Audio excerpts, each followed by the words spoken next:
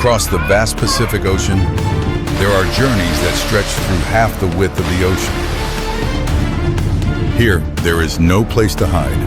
Every encounter can change a fate. Some are searching for a way to survive, and others are waiting for the chance to hunt. Sometimes, a mother's journey of survival becomes the most desperate battle in the ocean.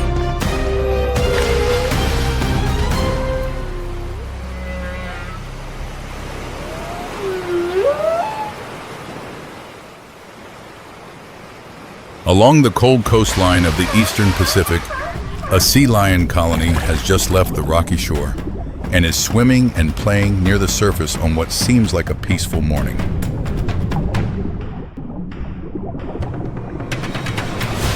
Beneath the darkening water, a large shadow silently accelerates with each stroke, heading straight up toward the sea lions floating above. A great white shark nearly 4 meters long erupts from the deep, its entire body becoming a gray arrow driving straight upward, where the sea lion's silhouette is clear beneath the sunlight. The surface explodes. The sea lion is hurled into the air. In one brief instant, the shark's jaws close and grind through the layer of blubber, pulling it under.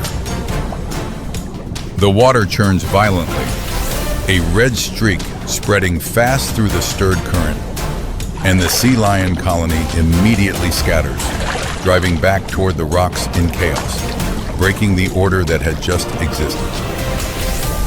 The shark does not stop. It circles, diving and surfacing in short loops, trailing whatever remains before gradually disappearing into deeper water. 30 seconds later, the sea surface is flat again. The foam dissipates, the last ripples die away, and the area, just moments before in chaos, quickly recovers its appearance of calm. A few minutes later, the sea lions slide back into the water, swimming around the rocks and gliding across the very spot where one of their group had just vanished, as though nothing had happened.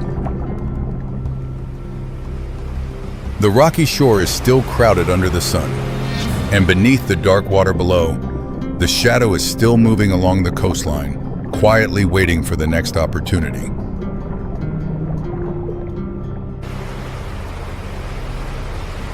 But across the Pacific, there are trials even harsher than the hunt. It begins with a mother's journey.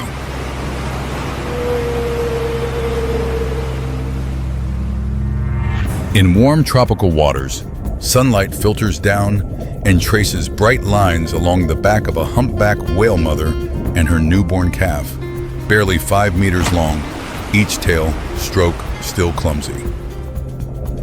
The mother uses her rostrum to lift the calf to the surface for its first breath. A small spout rises beside her large column of vapor, betraying the position of both in the middle of the open ocean. The calf presses against its mother's belly and drinks more than 100 liters of thick milk each day in order to grow fast enough, preparing for the thousands of kilometer migration ahead to the cold feeding grounds. These warm waters are safer for the calf, but there is nothing to eat here, leaving the mother growing thinner as her fat reserves drain away, while the most fearsome predator still prowls nearby. 2 weeks pass. The calf has grown more solid, flippers firmer, stroke more steady, keeping pace with its mother as the water around them shifts gradually from warm to cool. The mother's deep call resonates through the water, gently keeping the calf swimming close. But today, that sound has reached another presence that is silently approaching from far away. Then black dorsal fins appear, slicing across the water surface. Killer whales. They swim slowly, maintaining steady rhythm, patiently focused on the chase. The mother recognizes the danger, her warning call lower and more prolonged. She changes course, but the orcapod maintains speed and stays close behind.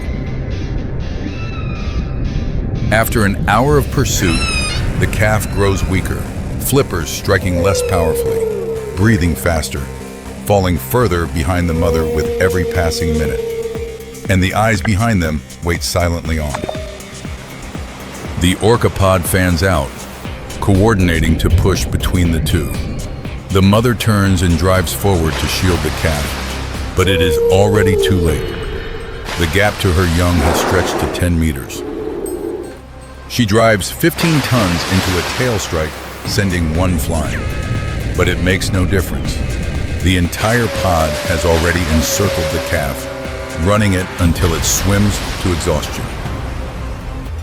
The calf is spent, with nothing left. The entire pod drives in together, and the mother's call drops lower, resonating long through the water, calling for her young with growing desperation. The sea turns red across a wide area as the orcas take turns driving in. The calf no longer surfaces. Beneath the water, only the mother's call still carries long. When they are done, the orcapod disperses, the black fins again parting the water with the same steady rhythm as before. The waves erase the last traces of red, and the sea returns to its old blue. 10 minutes, then 20.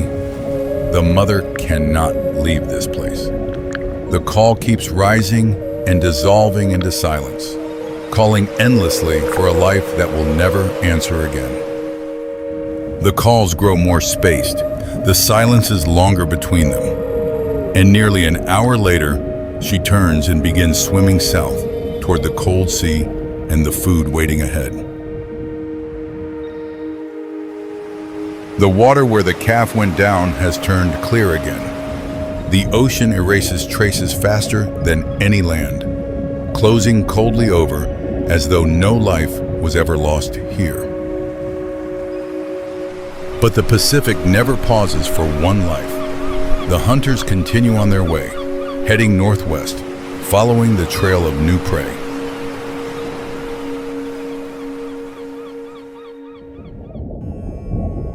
That target this time is a bull elephant seal more than 4 meters long, alone in the open ocean, steadily diving into dark water to hunt squid, then surfacing again to breathe. No group, no shelter in the open ocean, only the surface above and the darkness below. Every time it surfaces to breathe is a time it reveals itself. This time, the orcas change tactics. Instead of separating like they did with the whale, they shadow every dive and surface cycle. On top, the seal is too slow. Below, each breath of oxygen drains a little more. The elephant seal dives deeper, 200, 300, then deeper still. But the orcapod does not give up, waiting patiently for the moment it is forced to surface. And every time it rises, the black ring has already closed around the surfacing point, pushing it back under before it has recovered. Cycle by cycle, the seal's remaining strength is wrung out. Once more, the orcas close in, but the seal slips away in time. Running low on air from the deep dive, it shifts to horizontal swimming to conserve energy, quietly extending the distance from the hunting pod. By the third surfacing, it emerges more than 20 meters from where the orcas are waiting. The surfacing point keeps changing, making it impossible for the pod to predict a pattern. 40 minutes pass, and the orcapod begins to spread its formation, the shadowing rhythm slowing. The elephant seal is still holding on, but the 2-ton body is also absorbing the exhaustion. Then the orcas withdraw, the black fins turning west, silently disappearing beyond the horizon. The pursuit ends in mutual exhaustion, the elephant seal surviving because it could outlast them underwater. For the first time in 40 minutes, the elephant seal lies still on the surface. The 2-ton body drifts on the swell, eyes scanning, chest drawing each breath heavily. But after only 10 minutes of rest, it must dive again to feed. The chase has burned through its reserves, and only the squid below can replenish them. The cycle of survival continues. Out there, the mother whale is still quietly heading south, her calls growing more spaced. The elephant seal is also alone at sea, more careful now, knowing every surfacing could be the last. The orcapod swims on into the distance, following a new target. And beneath the dark coastal water, the great white shark is still circling, black eyes scanning upward, waiting for the next shadow. 3 battles, 3 stretches of ocean. But to the sea, that is just an ordinary morning. Waves still roll, water still moves, and life and death are one and the same. In the Pacific, there is no wall dividing anything.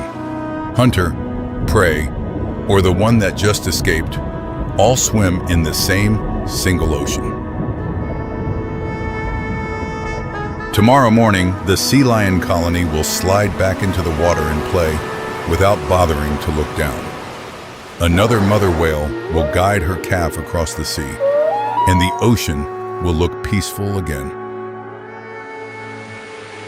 The afternoon sun scatters gold across the sea surface, but just below that mirror, reflecting blue sky, something is watching, waiting for the right moment.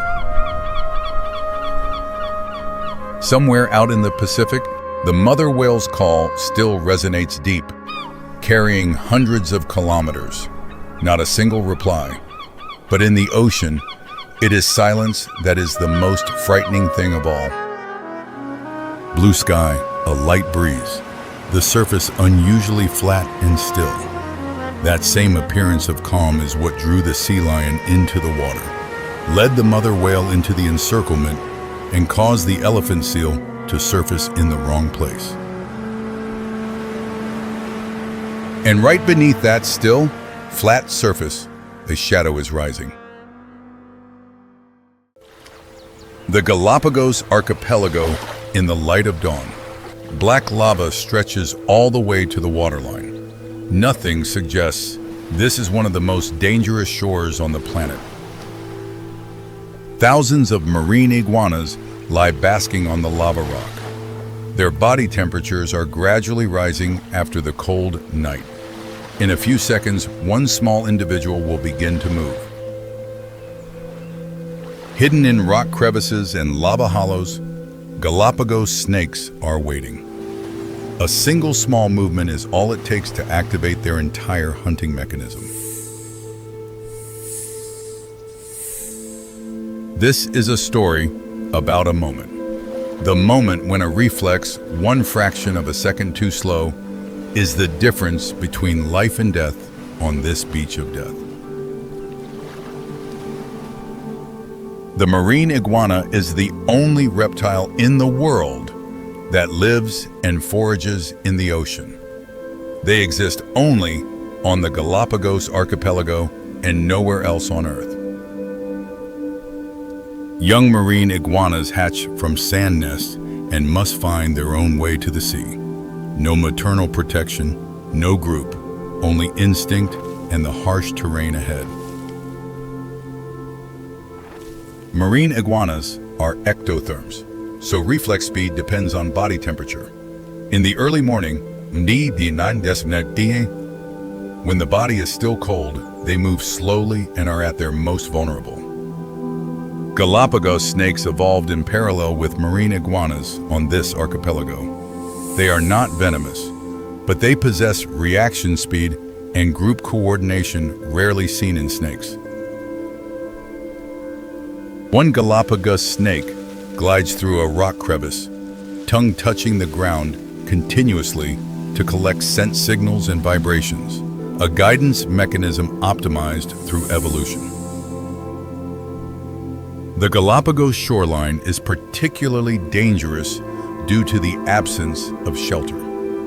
The black, hard, and exposed surface means every movement is amplified into a clear signal. One marine iguana begins its journey to the sea in the morning. It knows that the rocky shore ahead already has snakes in position since before dawn.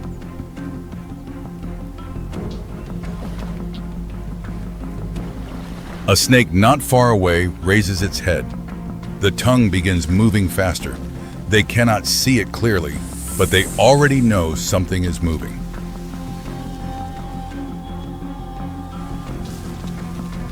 The marine iguana stops completely. It stands motionless on the black lava, its body nearly blending into the environment. Stillness, the only remaining strategy. This is both the best option and the limit of survival, because Galapagos snakes do not see in the conventional sense. They prioritize detecting movement. Galapagos snakes have visual systems sensitive to movement, but less sensitive to stationary objects, a trait common among reptiles.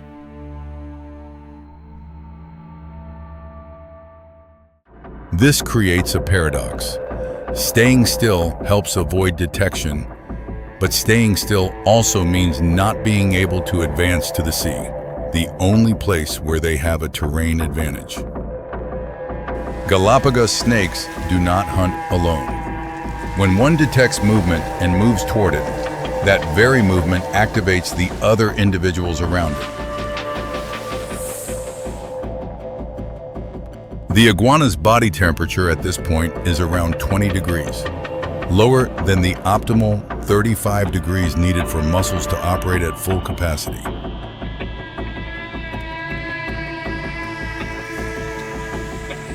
The marine iguana can only follow instinct, stay still, and wait. But if the snakes arrive before its body temperature is high enough, the chance of escape is nearly zero.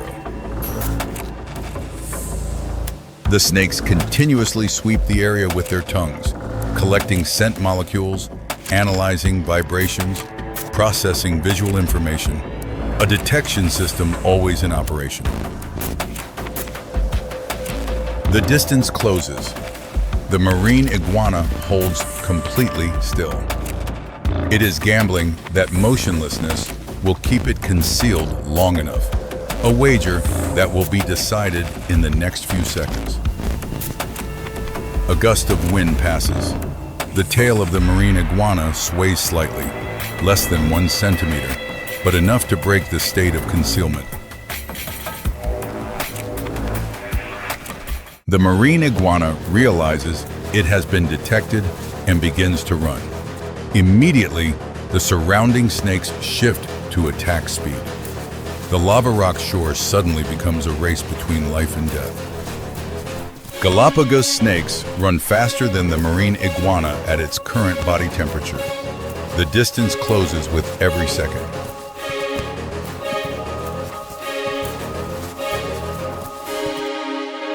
The first snake locks its body around the iguana in a coil. Not a killing coil. This is a restraining coil to hold the prey while the others close in.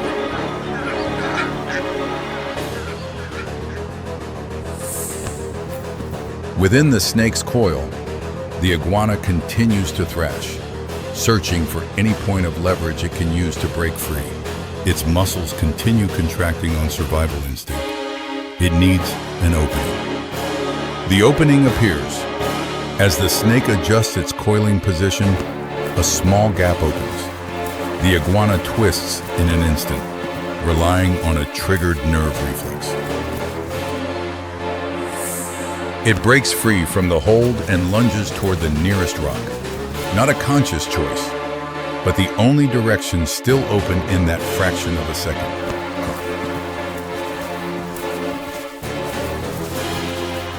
The rock provides a temporary advantage.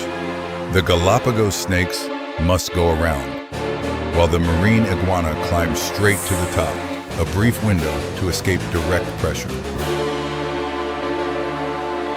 The marine iguana stands on top of the rock, panting. Below, the snakes reposition, not retreating, only adjusting their angle of approach.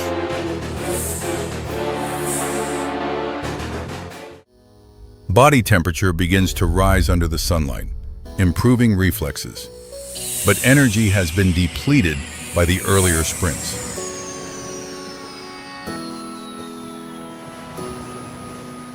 It lies still on the rock, deliberately basking. Every second of heat absorption restores a portion of speed, the deciding factor for the next movement. Across the Galapagos archipelago, thousands of marine iguanas make the journey from nest to sea each year. It is estimated that only around 1/3 reach the water. Those that survive carry the genes of faster reflexes. Over thousands of generations, the Galapagos rocky shore has shaped a species of marine iguana that grows increasingly skilled at escape. And Galapagos snakes have also evolved in response, faster and more sensitive to smaller movements. This is an evolutionary arms race with no finish line. The pause is over. The iguana begins moving westward, but that very movement activates additional individuals.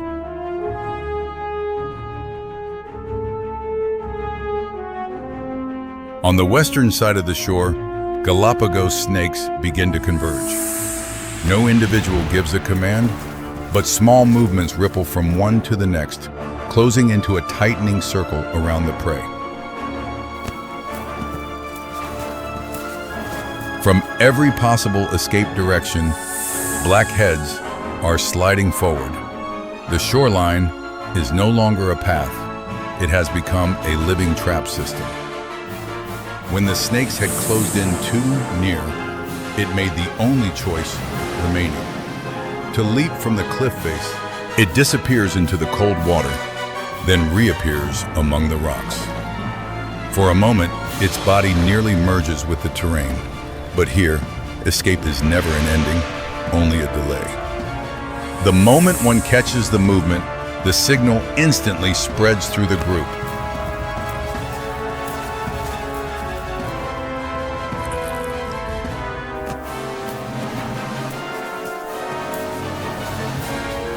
Snake bodies coil tightly from multiple sides. Not one decisive bite, but steadily increasing pressure, each ring of muscle closing in. This is the law of the shoreline. One creature fights to survive, another survives by ending it. Harsh, immediate, and indifferent. That is the true nature of nature. Not far away, another Galapagos marine iguana lies still on the rock, absorbing heat. Every degree it gains restores a portion of speed and reflex. On this archipelago, every morning is an unannounced test. The individual that survives does so not because it knows more, but because its reflexes aligned with the right moment. This is how Galapagos operates. Every iguana that is caught becomes the energy source for one more snake to survive and reproduce. Nothing is wasted.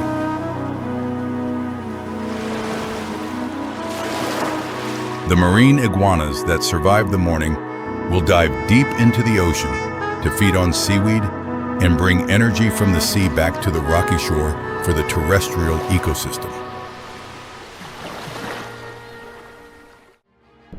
The Galapagos shoreline in the light of late afternoon. Thousands of marine iguanas lie layered across the black rock, their body temperatures gradually dropping with the sun. They exist not because they are absolutely superior, but because every factor aligned in one moment: temperature, terrain, timing, and a measure of chance. Tomorrow, marine iguanas will again crawl out of the sand, and the snakes will again be there, waiting in the crevices. The question is never who is stronger. The question is always who is in the right place at the right time.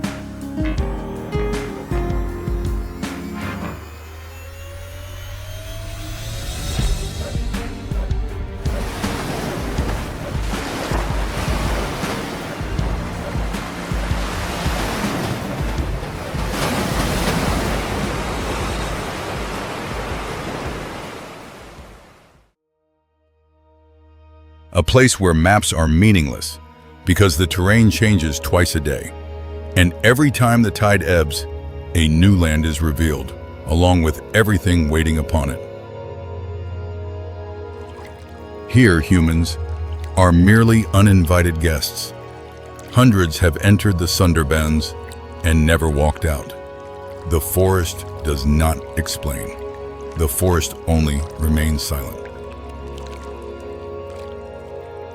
Before stepping deeper into this journey, if you carry within you a sense of awe for the wild, subscribe now so you don't miss anything ahead.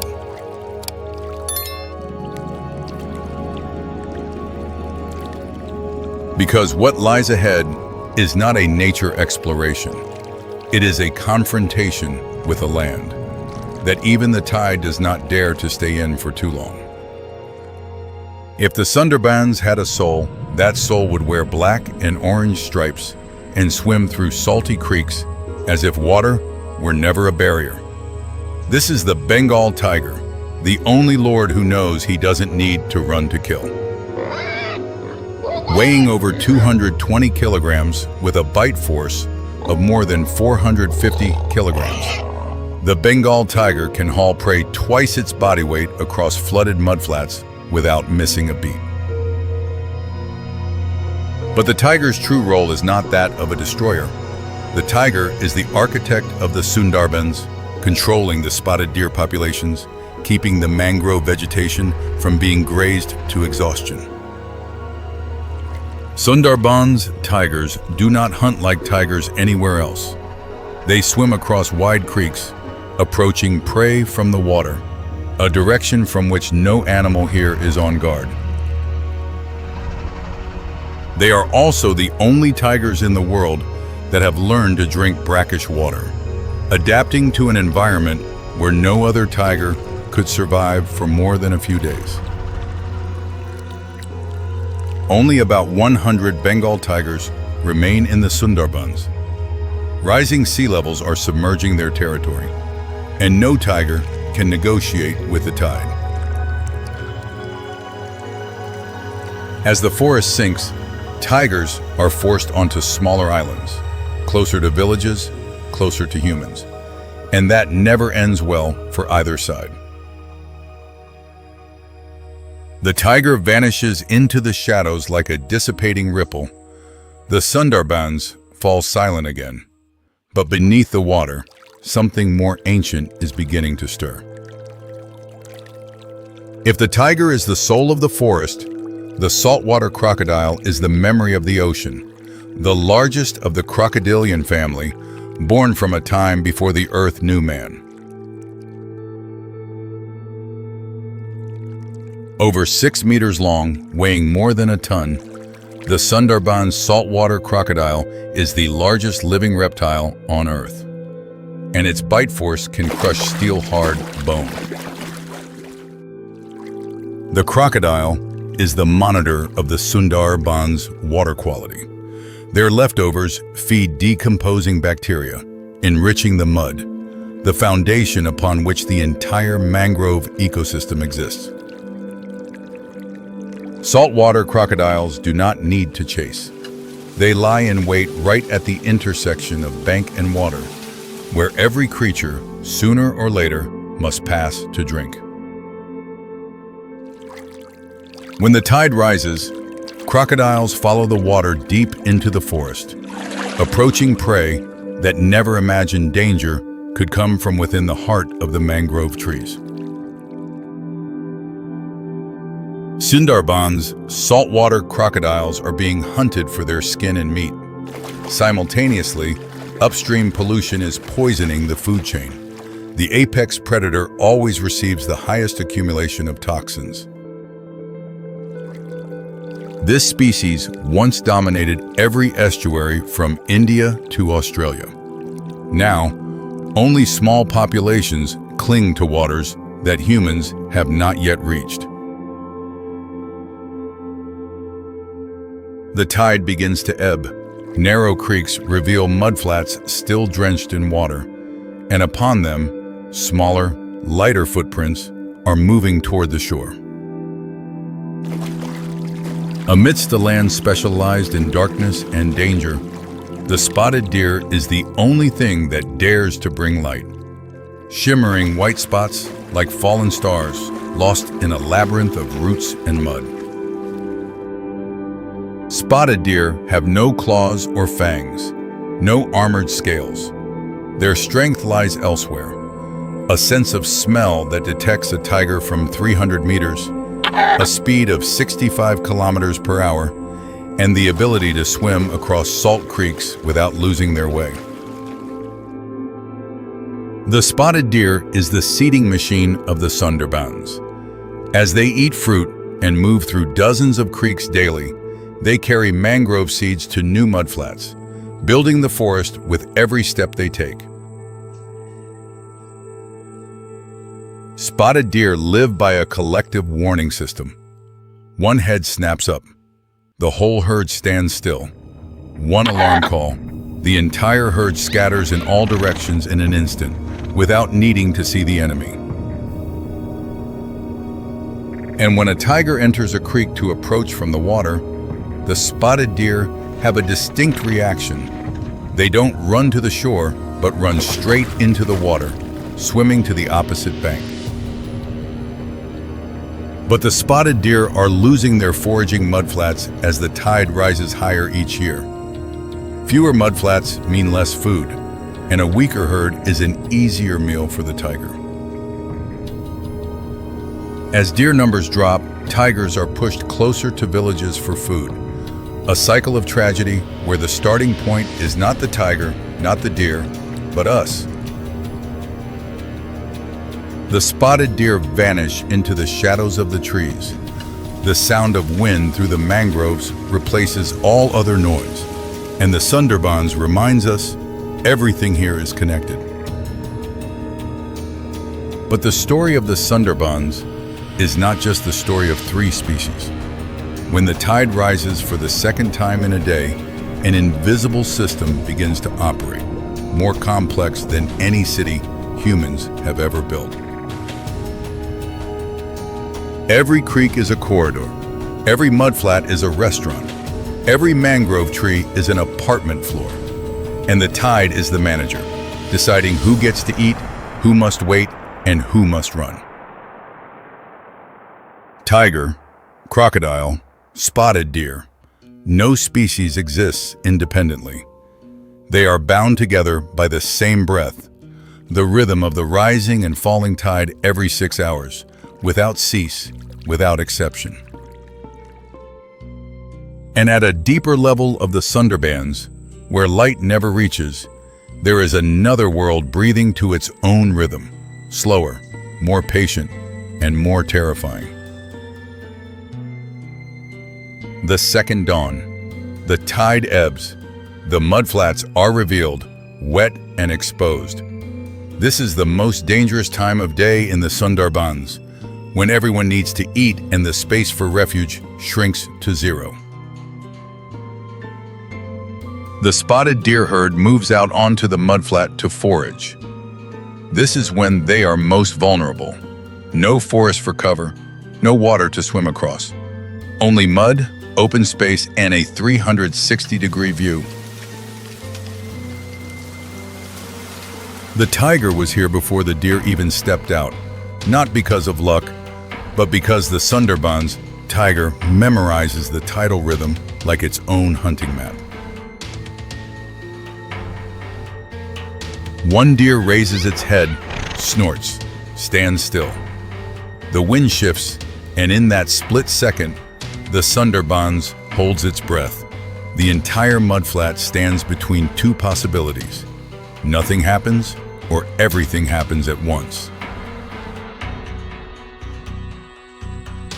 The tiger does not move. The wind shifts again. The deer lowers its head to continue eating, unaware that the decision of life and death was just made, not by itself, but by the direction of the wind. The crocodile entered the creek before dawn. It lies exactly at the point the deer often use to cross to the opposite bank. This is not a coincidence. This is the accumulated experience of 10 million years of evolution.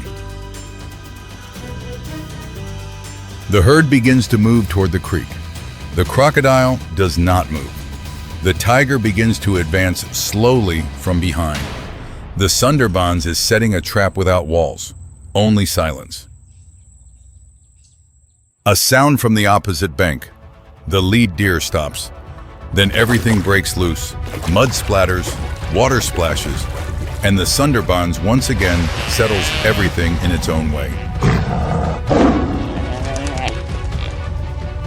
The survivor is not the fastest or the strongest. The survivor is the one who reads the Sundarbans, understanding that danger never comes from one direction, but from all directions at once. And the loser will vanish with the rising tide, leaving no trace, leaving no cry. The Sundarbans keeps no evidence of what has occurred in its darkness. Everything you have just witnessed is not violence. It is a language. The only language the Sundarbans knows how to use to speak to every living creature within it. The tiger keeps the deer from staying too long in one place. The deer help the forest disperse seeds. The crocodile enriches the mud, and the mud feeds the forest. The forest feeds all. This is not a food chain. This is a contract. The Sundarbans is not just a forest. It is a climate shield, absorbing 4 times more carbon than a typical rainforest, protecting the coastlines of tens of millions of people from storms and tsunamis.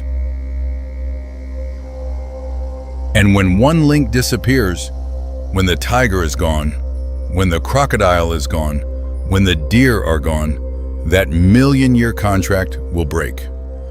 Along with it, the shield protecting millions of people will shatter as well. But the most dangerous creature in the Sundarbans has no fangs or claws. It has no armored scales. It cannot swim across salty creeks.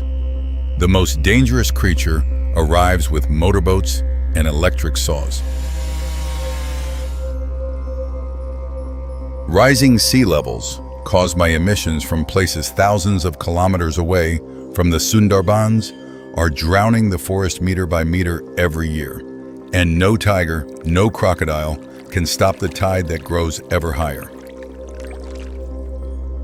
Each year, the Sundarbans loses an area equivalent to thousands of football fields.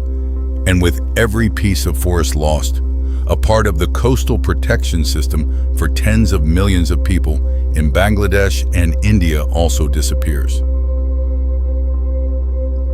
And the price to be paid is not just for nature. Fishermen lose their grounds, farmers lose their land, and the men who enter the forest to gather honey increasingly do not return. When the tiger's roar fades into the forest mist, when the crocodile sinks into the dark creek, when the spotted deer vanish into the shadows, the Sundarbans returns to its primal breath. The remaining question is not what we have discovered. It is, when the tide rises high enough to wipe out this forest, what will we use to shield ourselves?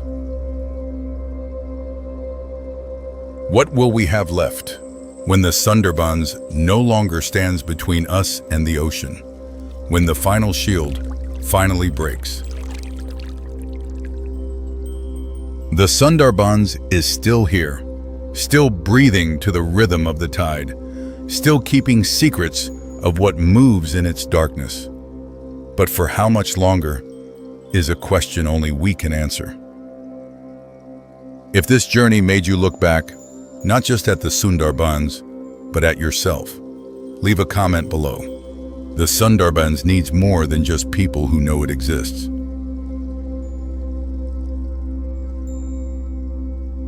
And see you again in the next fierce arenas of survival, where nature doesn't ask if you are ready, And the answer must come before the question even echoes.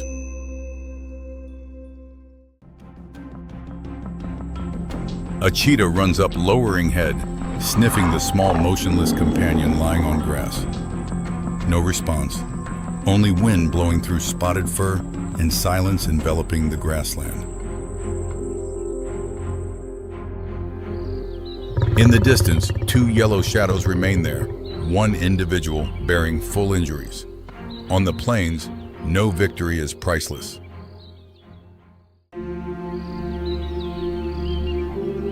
Two hours earlier, early sun just touched Masai Mara grassland, and wildlife's rhythm began awakening.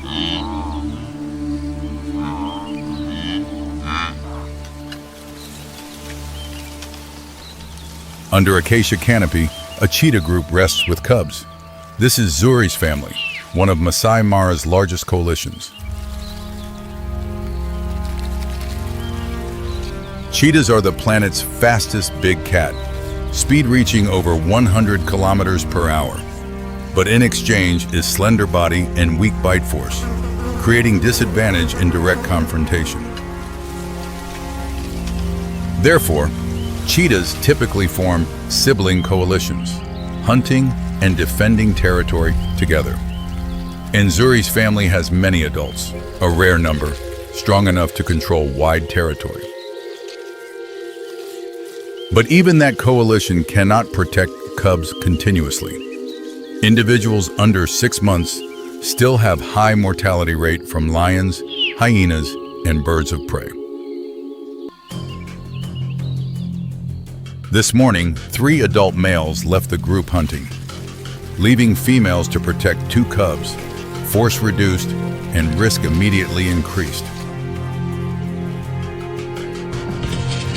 2 cheetah cubs are playing with rabbit carcass. Mother brought this morning, pulling, shaking, and pouncing each other. They play about 30 meters from acacia, completely losing vigilance. On empty grassland, distance becomes weakness. Group lies under tree canopy, leaving 2 cubs exposed within perfect range for opportunists. To the east, about 200 meters away in tall grass, a solitary lioness on patrol has detected movement. It lowers body, focusing completely on 2 separated cheetah cubs. Lions don't hunt cheetahs for food, but to eliminate competing rivals. This behavior is common, helping reduce future resource pressure.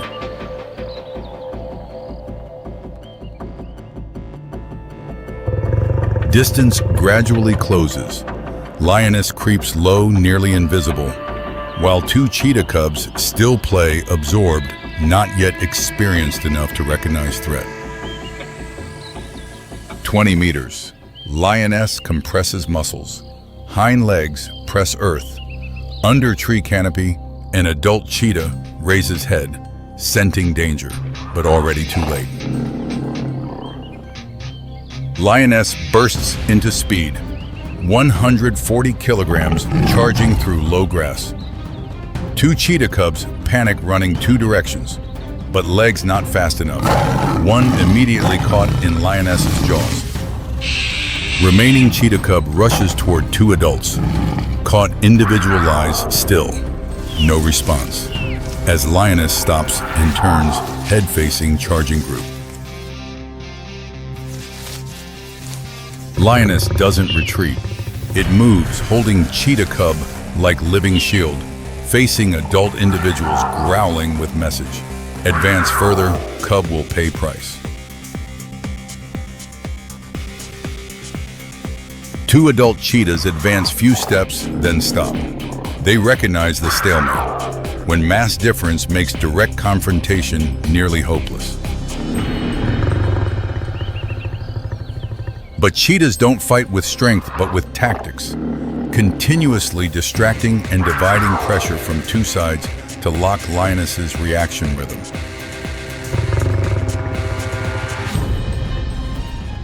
Harassment tactics begin. One advances forward, growling, drawing attention.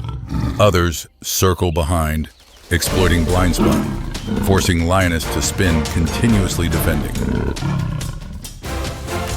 Lioness gradually loses control, simultaneously holding prey in jaws while defending two sides, cannot roar or counterattack, locked in disadvantageous position.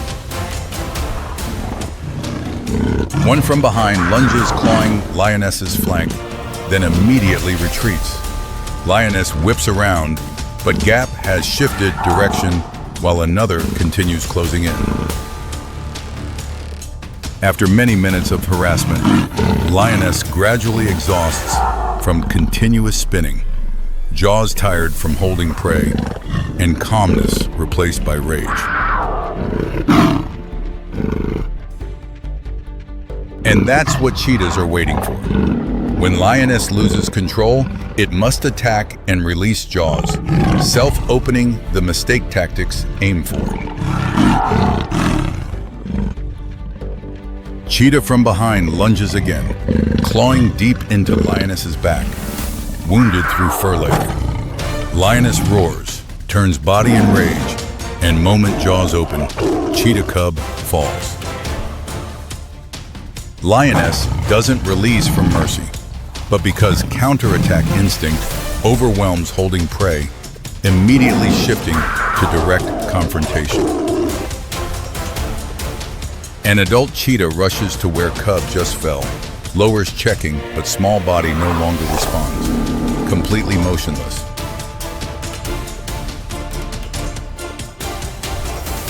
And that moment changes everything. It carries cub's body away. Eyes go cold, pack instinct fully activated.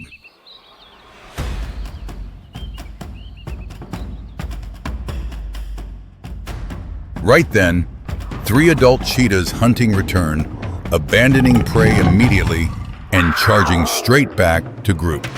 Adult individuals converge, completing formation.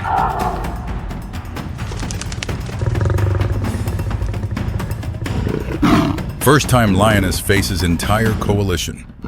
Cheetah group surrounds completely, eyes unblinking, bodies lowered. Force balance tilts decisively, and lioness recognizes this.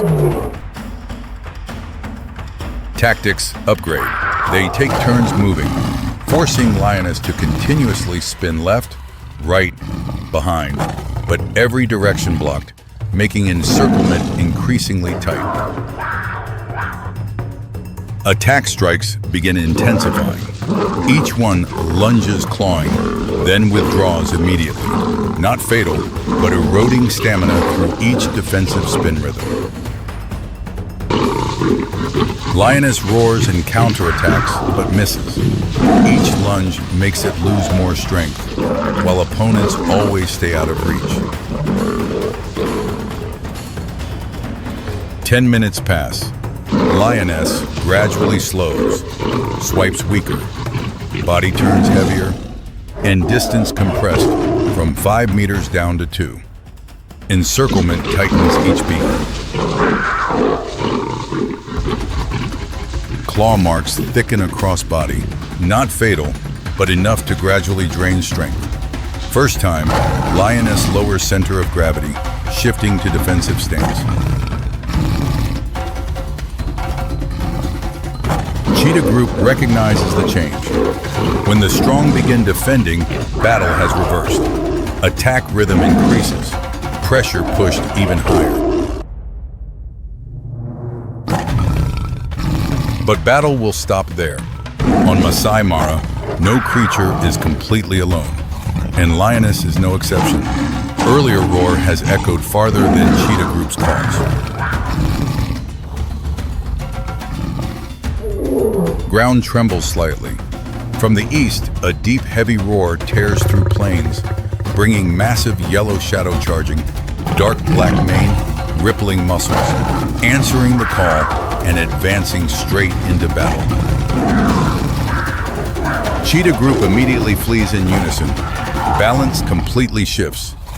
What they dared do against exhausted lioness, one mise, cannot apply before 2 powerful hunters.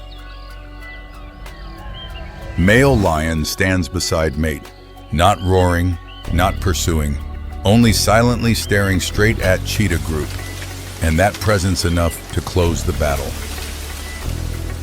Cheetah group backs away. No more attacking, no more encircling. When coalition faces coalition, bang, they cannot defeat two lions. Afternoon sun descends on Masai Mara. Male lion lies licking wounds for lioness. Claw marks will heal, but lesson remains. The strong can still be eroded by numbers. And cheetahs also carry their own lesson. Coalition can erode solitary lioness, but cannot win when male lion appears. Each survival layer has limits. On this vast plain, conflict between lions and cheetahs occurs nearly daily, an arms race lasting millions of years.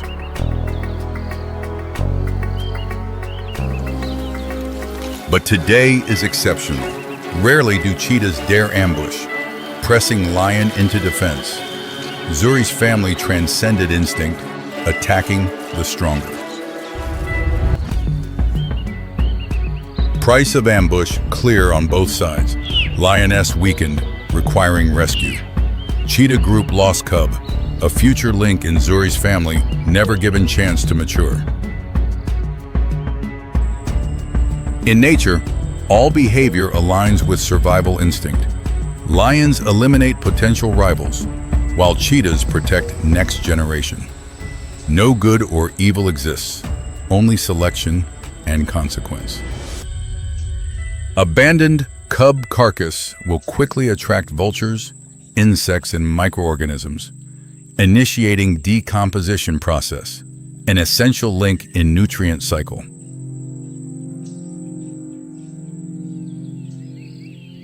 Zuri's family begins stabilizing. Adult individual surrounding, cub at center, shielded, minimizing separation risk to maximum.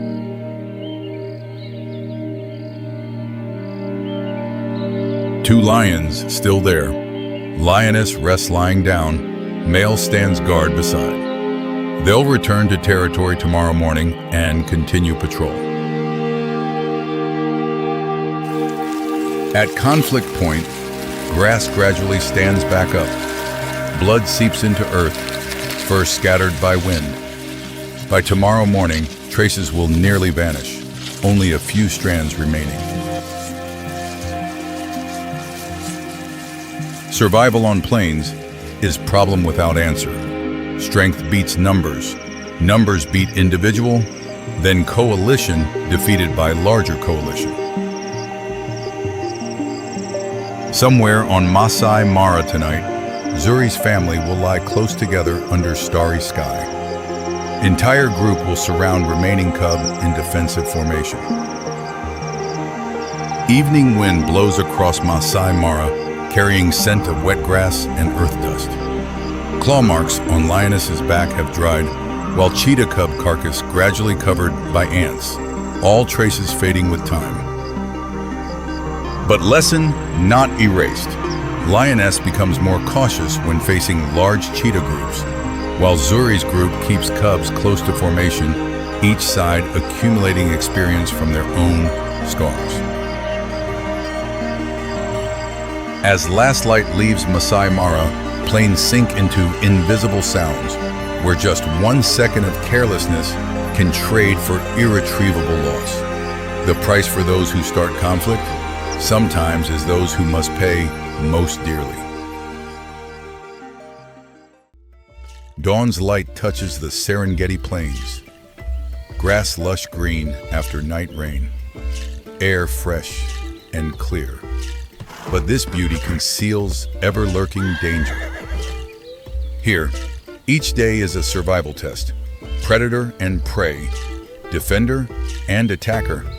A battle that never rests.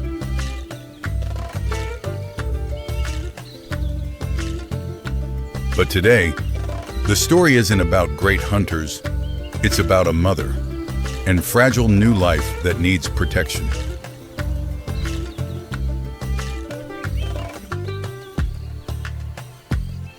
This is the story of a rhino calf.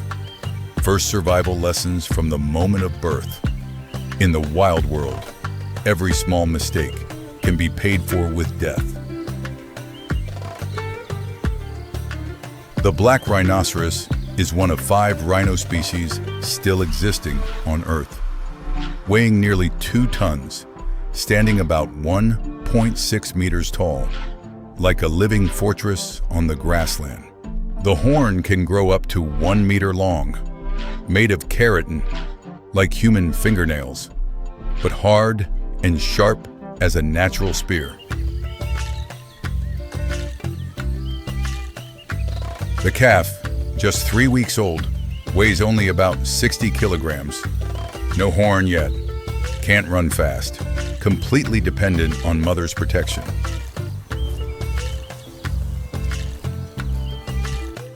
Rhino calf survival rate in the first year is only 50%. Lions, hyenas, crocodiles, and sometimes even adult males. The first months are the most vulnerable period. The calf is slow, reflexes delayed, yet curious to explore. Easily separated from mother, that's when predators wait. The mother rhino always keeps her calf within her protective zone. The calf moves behind or close beside mother's body, like a small shadow hidden behind a living fortress. Midday, the mother rhino leads her calf to a waterhole to drink and mud bathe. But water sources are also dangerous places, where predators patiently wait. She stops before entering the water, sniffs the air, listens to every small sound, eyes scanning around like a living radar in the grassland. In nearby bushes, 3 hyenas are watching. They've been tracking the mother and calf since morning, patiently waiting for the moment the calf separates from protection. Spotted hyenas are opportunistic hunters. They rarely attack adult rhinos, but a slow-moving calf is an entirely different target. The mother rhino senses danger, pushes the calf behind her, assuming defensive stance like a living wall.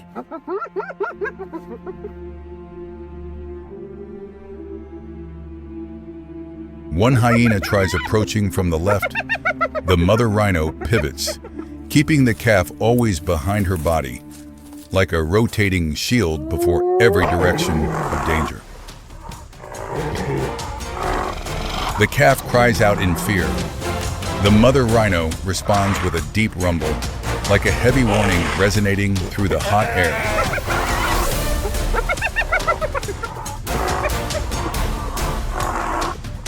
One hyena suddenly charges forward, not aiming to kill immediately, but to harass and test reaction, like a probe piece on the chessboard of survival. But the mother rhino doesn't fall for it. She doesn't chase, doesn't leave position, just pivots with each predator movement, always keeping the calf behind. 10 tense minutes pass. Hyenas try approaching from different directions, but never once reach the calf.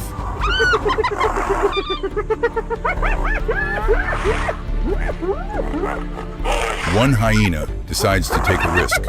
It charges straight at high speed, aiming for the small gap between mother and calf. A life or death gamble.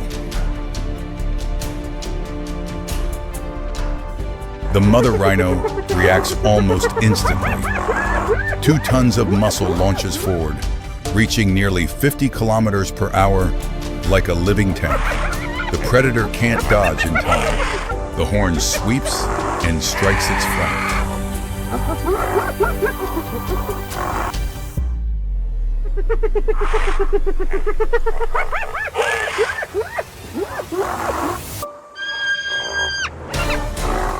The 2 remaining hyenas immediately retreat, They understand the balance of power. This hunt isn't worth the price.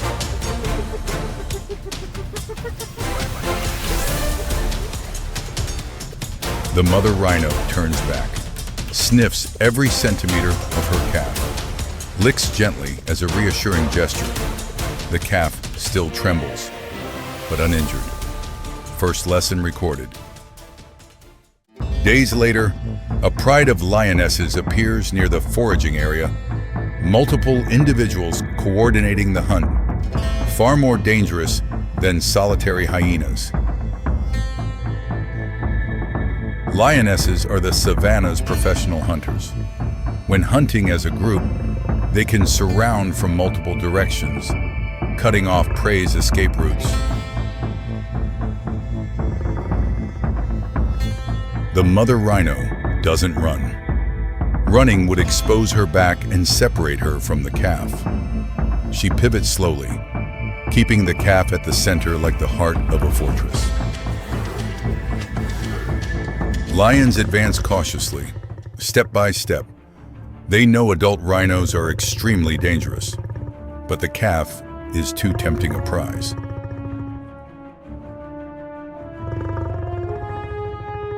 The calf is terrified, instinct urging it to flee, but memory from the hyena encounter makes it stay, pressing close to mother's body within the circle of safety. One lioness tries to charge in, lightning fast, but the mother rhino is faster. She spins and thrusts hard. The horn sweeps past, forcing the lioness to leap back. The confrontation lasts 20 minutes. The lion pride tries approaching multiple times from different directions, but the mother rhino's defense shows no opening. Finally, the lionesses stop. Their energy expenditure too great, risk too high. In nature, predators must always calculate. When the lion pride leaves, the mother rhino finally relaxes, breathing heavily, body exhausted, but the calf remains safe. And that's the only victory needed. In the following weeks, the calf grows significantly. It learns to position itself correctly when danger appears and learns to read signals from mother. At 3 months old, the calf has nearly doubled in weight.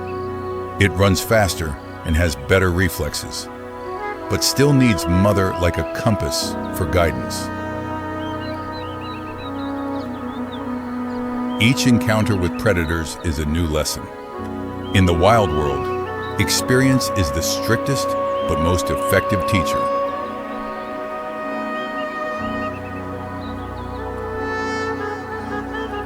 But rhinos face greater challenges. Horn poaching, habitat loss, and climate change are pushing this species to the brink.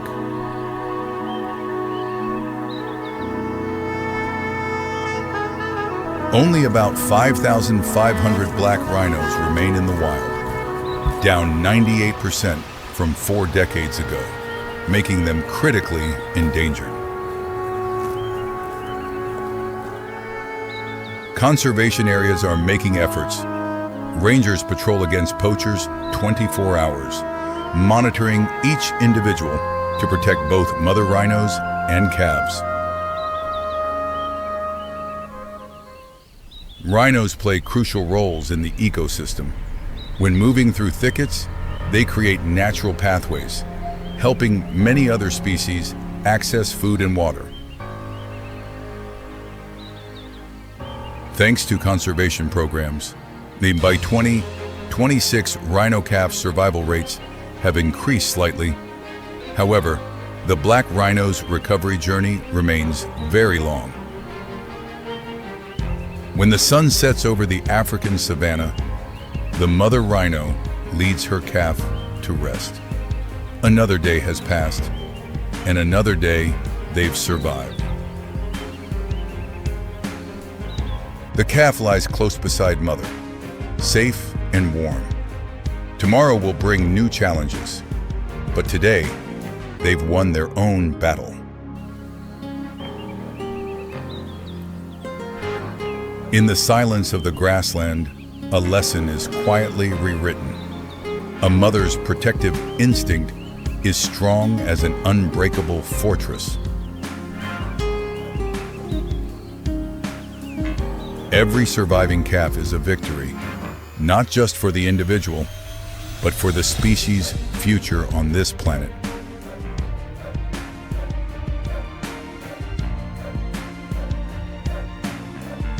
Under Africa's gentle moonlight, the mother rhino remains vigilant because she knows the calf beside her isn't just her offspring, but the last hope of an entire species.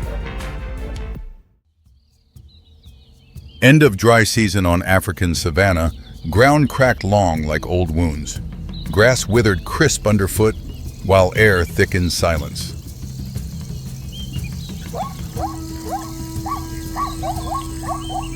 Each species here has a role, and that role isn't fixed. Today's predator can become tomorrow's prey, if it makes one wrong choice. In this harsh environment, no action is meaningless. And sometimes, a successful hunt is precisely the starting point for an unavoidable failure.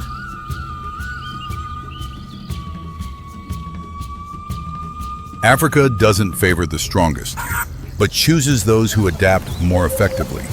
And today, the law will be demonstrated through a small species.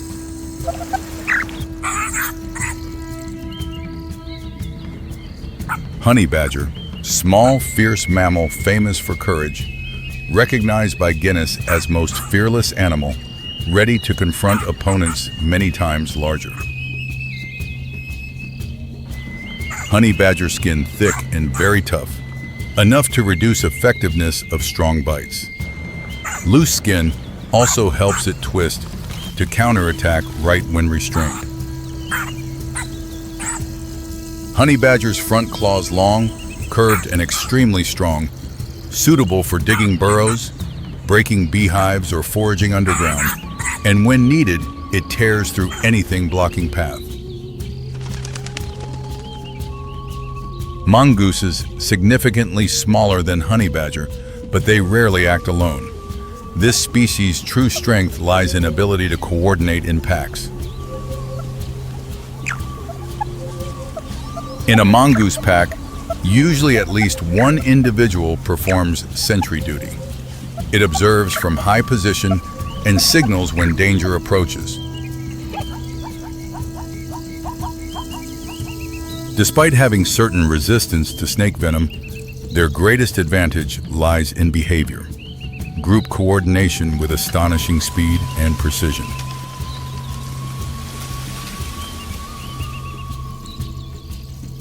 This morning, entire pack moving toward nearest water source, a familiar route repeated daily and already silently tracked by honey badger. Honey badger doesn't lack food, but this opportunity rarely appears. When pack begins dispersing to forage, young individuals remain, creating dangerous gap. In nature, distance sometimes determines survival, not just between two bodies, but between an individual and pack's protection, and honey badger knows this. Balance in nature rarely collapses through chaos.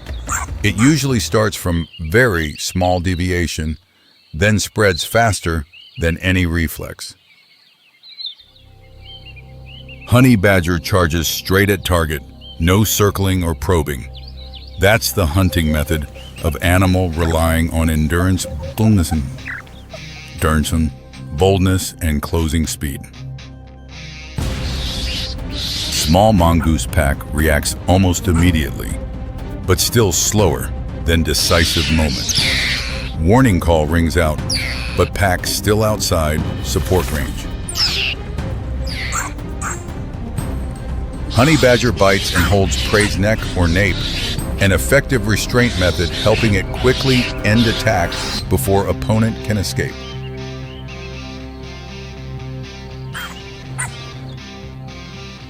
Honey badger doesn't leave immediately, but begins eating on spot. A common choice for confident predators when not sensing clear threat.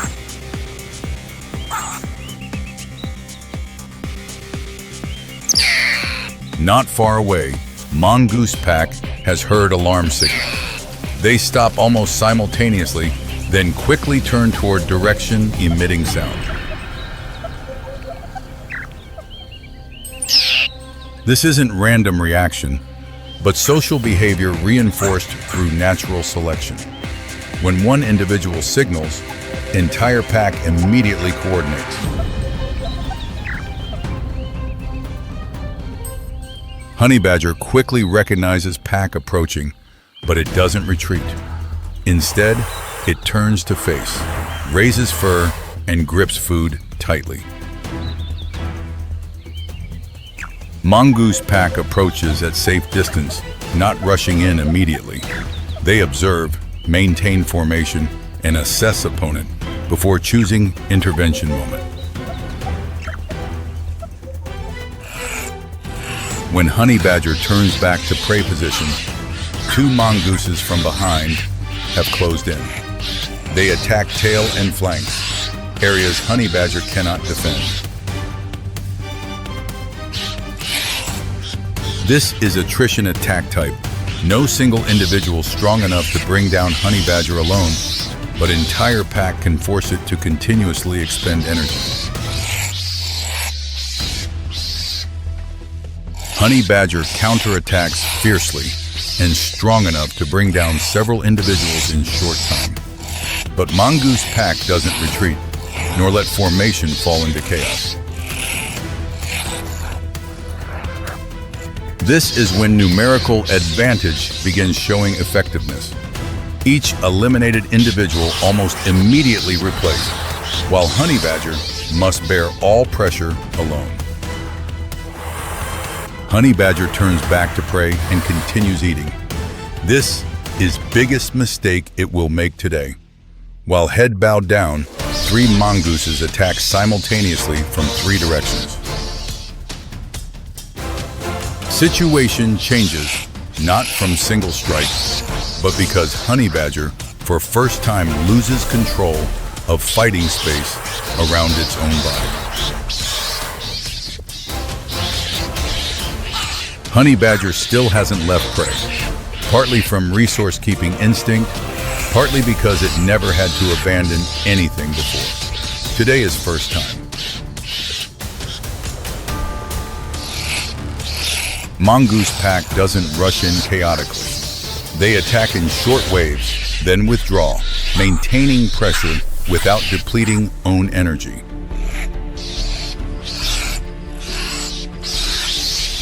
Through each collision, honey badger's reaction speed begins decreasing very slightly. What naked eye hardly notices is clear enough for entire pack to adjust closing distance. Honey badger begins moving to find more favorable opening, trying to regain initiative. But each gap just appearing is quickly filled by entire pack. Confrontation now no longer revolves around prey carcass. Entire mongoose pack has shifted target from protective reaction to applying pressure until honey badger exhausts. Mongoose pack not panicking, they continue following exact rhythm maintained from battle start.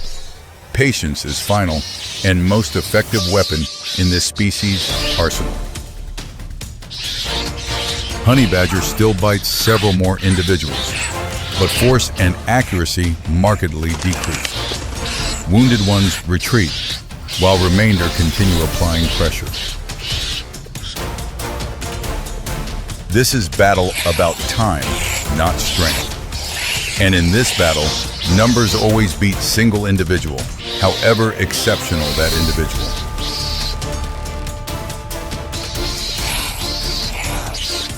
Honey badger lowers body longer than normal beat. A declining sign mongoose pack immediately recognizes and exploits without delay. They don't need clear finishing blow. Just maintain pressure long enough, remainder decided by opponent's physiological limits.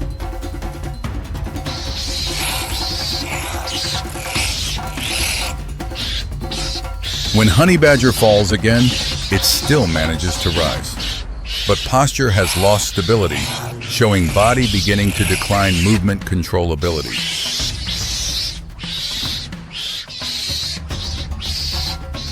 Mongoose pack gives honey badger no rest.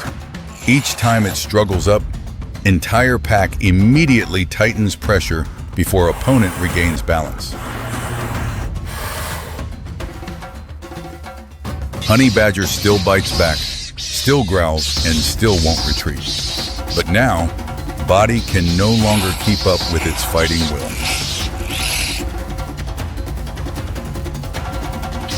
This isn't simply failure of stubborn individual, but proof of survival law. Collective endurance can wear down even exceptional opponent.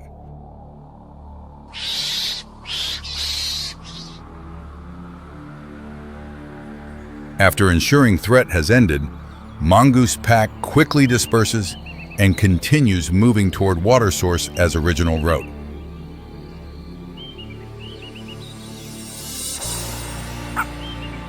Honey badger lies motionless long while before beginning to move again.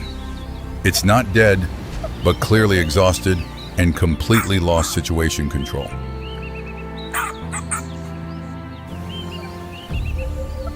Prey carcass still remains in place, but honey badger doesn't return, remaining energy not enough to exchange for what already cost it too much.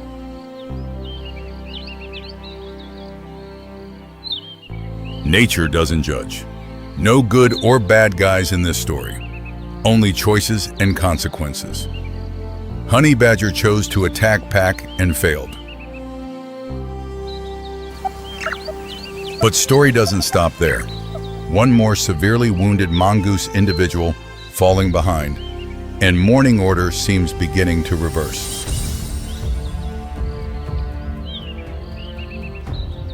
Honey badger recognizes opportunity, stops observing. Though body still hurts and exhausted, hunting instinct hasn't disappeared, only temporarily suppressed. And in those few seconds, honey badger looks at pack, then looks at wounded mongoose. First time today, it steps back without anyone attacking it. Honey badger turns away slowly, not fleeing but also not continuing pursuit. First time that morning, it actively refuses an opportunity. In nature, individual strength always has limits, while collective strength can far exceed individual capabilities when organized effectively.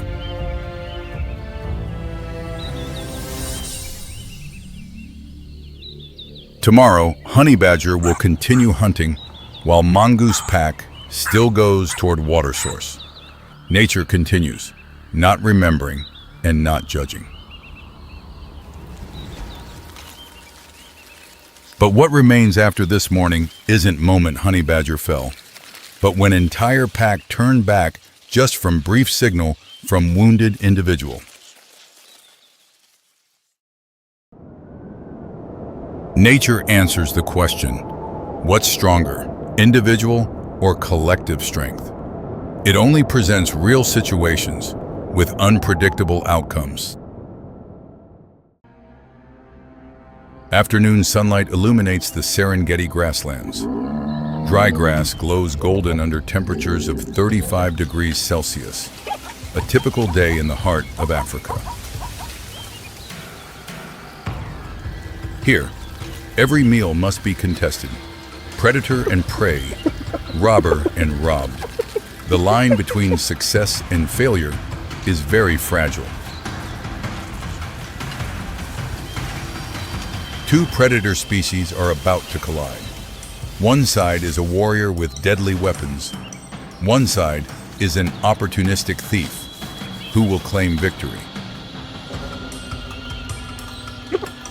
This is the story of an unexpected encounter. When a plan to steal prey becomes a battle to the death. When instinct decides survival.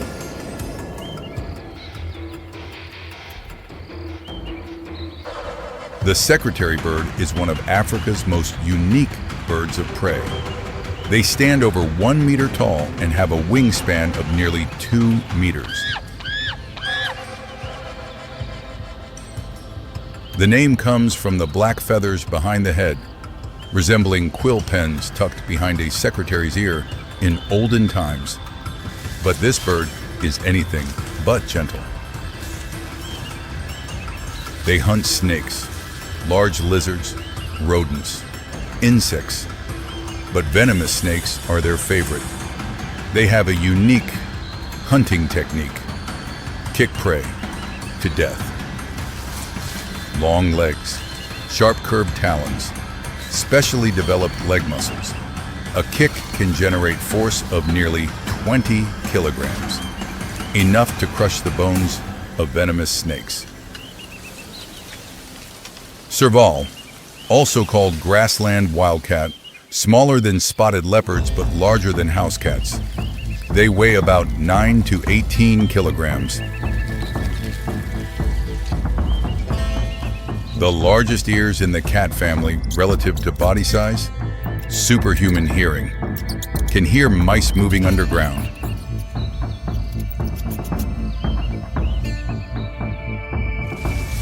Long legs, highest leg-to-body ratio in the cat family.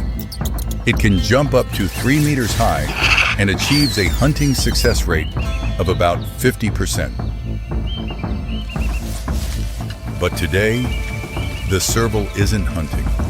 It's seeking opportunity, stealing prey from others, conserving energy, increasing survival efficiency. The secretary bird has just found a snake, puff adder. Venomous, dangerous, but to the secretary bird, this is a good meal.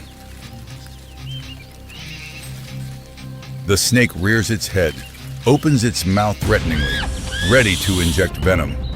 But the secretary bird has faced such situations countless times. A kick shoots out lightning fast, precise, strikes the snake's head directly. It writhes violently, but isn't dead yet. Another kick, then another. The snake lies motionless.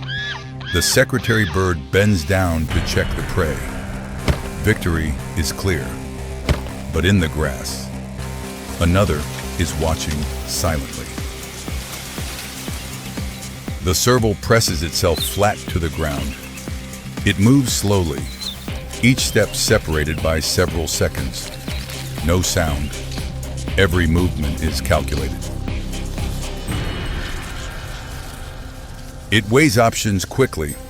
The bird is taller, heavier, and has extremely powerful legs. But that fat snake is a valuable protein source.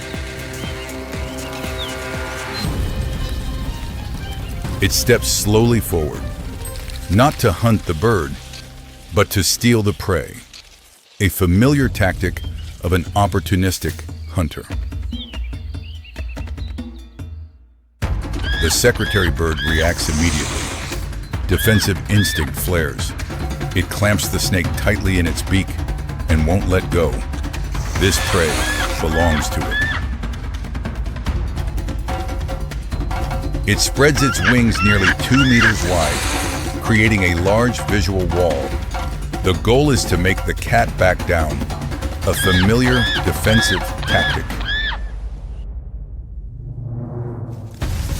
The serval backs away a few steps, but doesn't leave. It circles slowly, eyes still locked on target, patiently waiting for a moment of vulnerability. It lunges again, testing the bird's powerful legs. Claws touch wing feathers, but still not enough to steal the snake.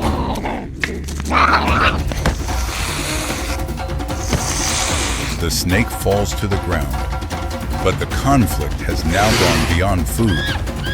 No longer a dispute over prey. This is a battle.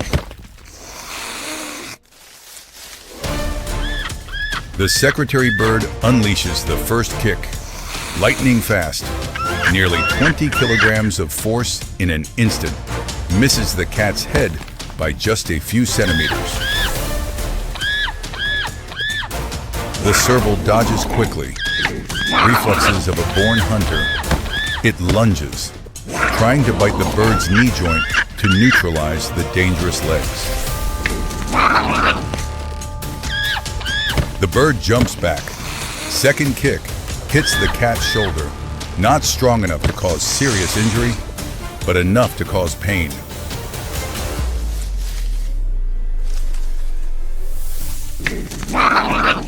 An accurate kick could shatter the serval's jaw, ending its hunting ability forever. Therefore, the cat must strike very fast and precisely. The serval lunges again, this time lowering its body. It pounces on the secretary bird's chest area. Claws dig deep, pulling the bird down. The secretary bird struggles violently.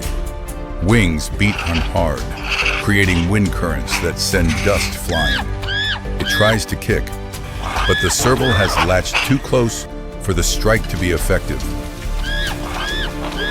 The battle lasts about 3 minutes, consuming enormous metabolic energy.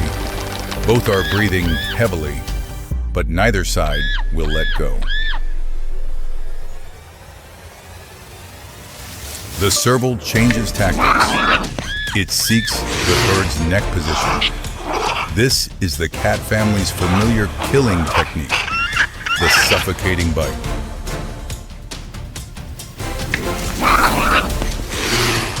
The secretary bird senses danger. It struggles to escape, but the cat's weight presses heavily. Wings no longer have space to swing. The serval seizes the bird's neck. Fangs sink deep, not piercing completely, but clamping tight. The goal is to cut off oxygen. Time decides life and death.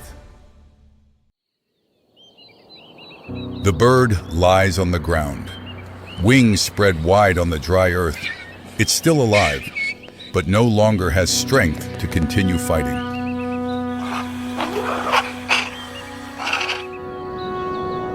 The cat still holds the bird's neck tight.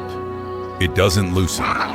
The struggling weakens with each second, each breath, until the body is motionless. After about 5 minutes, all movement ceases. The warrior has fallen. The opportunist wins, not through strength, but through tactics. The serval releases the bird. It's exhausted. Victory has come, but the price is very high. Energy expended equivalent to many days of normal hunting. It doesn't eat the bird. Instead, it drags out the snake, the original meal, the reason for the conflict. It eats hurriedly before others appear.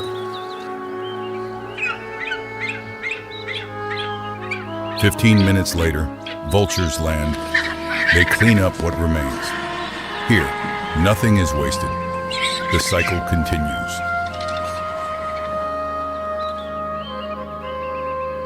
Prey stealing is common behavior in Africa. Hyenas steal from leopards. Lions steal leopard kills. Survival becomes more difficult. But this behavior is full of risk. About half the time, the thief gets injured, 1/5 end in death. The price to pay is very high. Climate change makes food sources scarcer. Competition increases. Prey theft occurs more frequently. Mortality rates also rise. Both servals and secretary birds are species that need conservation. Their numbers are declining as habitats increasingly shrink.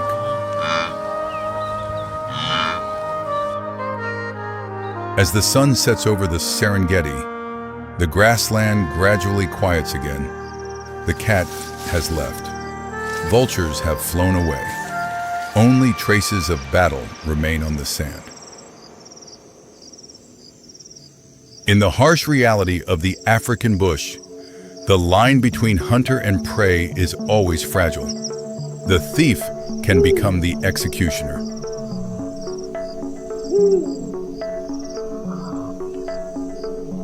No heroes, no villains, only creatures trying to survive by any means and any tactics possible. And in the silence of the Serengeti night, one law still silently operates. Nature doesn't judge. Nature only selects. The wiser one, the luckier one, the one still alive.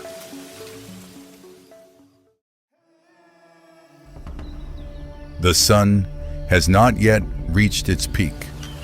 The African grassland stretches out in silence. Only the wind gliding across the yellowed grass as it bends and sways. In the distance, a small figure moves low to the ground, steady, unhurried, as though it knows exactly where it is headed.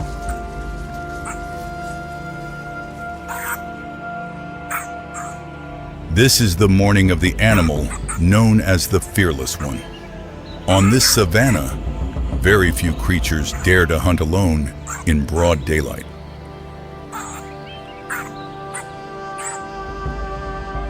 But Ironhide, this adult male honey badger, answers to no one's schedule. It moves by its own rules and its own will.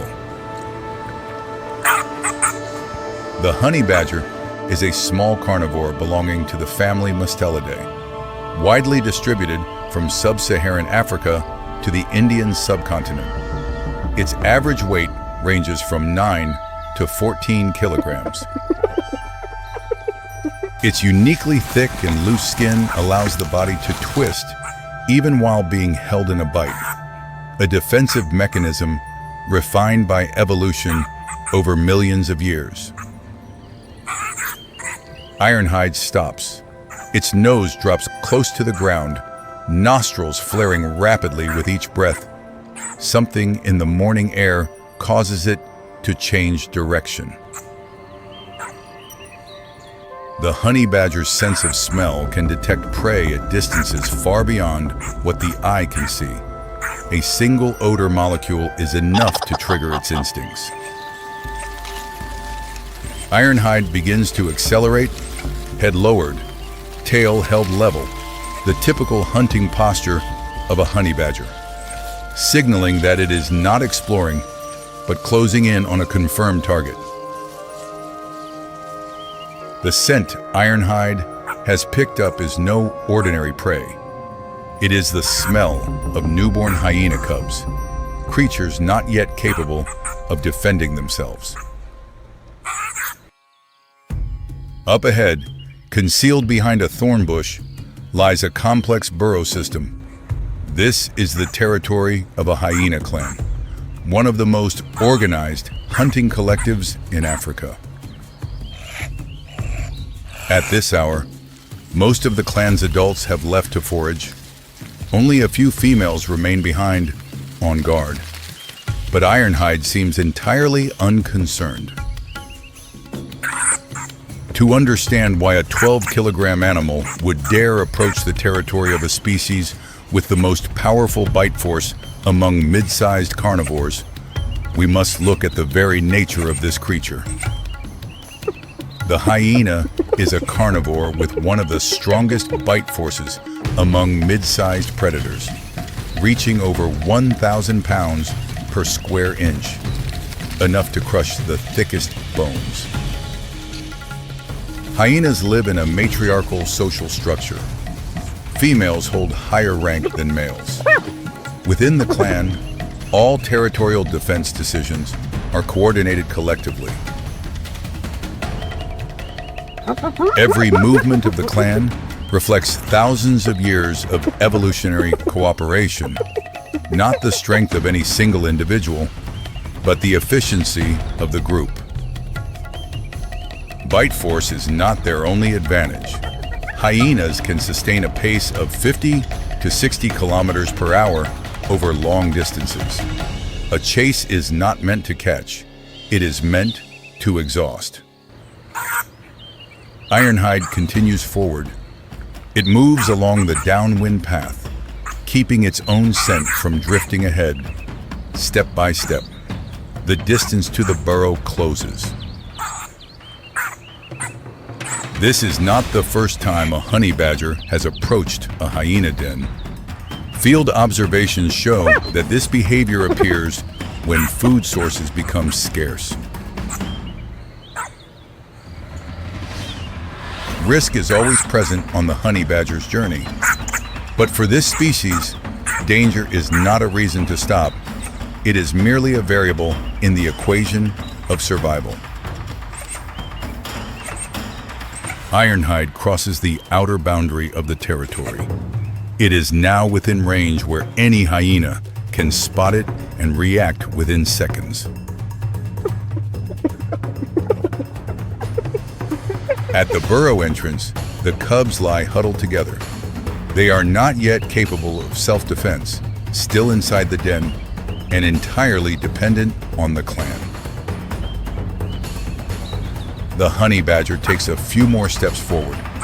Its nose sweeps close to the ground, head tilting slightly to the right, the typical scent-tracking behavior before a strike.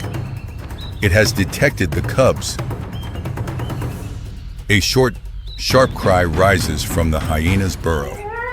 A cub is pulled out into the light, and in an instant, the stillness of the grassland vanishes entirely. The nearest female hyena raises her head, both ears standing straight up. She immediately understands this is no sound of wind or playful cubs. It is a warning sign of danger. Within seconds, the mother hyena lets out a series of low, drawn-out whoop calls. The signal carries far across the plain, calling other clan members to return immediately. Ironhide turns around. Behind it, the hyena clan is accelerating from two directions, while ahead lies only open ground with nowhere to hide. Surrounded in that moment, the honey badger drops the cub and turns to face the threat. Its survival instinct chooses to fight rather than flee. The mother hyena moves straight to the cub, lifts it gently in her jaws, and pulls it back toward the burrow. Meanwhile, the two remaining hyenas advance on Ironhide. For the hyenas, securing the cub is only the first step. Once the vulnerable individual is safe, the clan typically coordinates to eliminate the intruder from their territory. Ironhide does not run. Hackles raised, back lowered, jaws wide open, a full combat stance. For this animal, escape sometimes begins with confrontation. The hyenas take turns attacking. The honey badger spins in half a second and bites back into the nearest muzzle. The hyena recoils, not from pain, but from surprise. This is the moment where the honey badger achieves something rare in nature, making a much larger animal pause. For a few seconds, the hyena clan hesitates. But that pause does not last. One hyena moves in from behind, while another draws its attention from the front.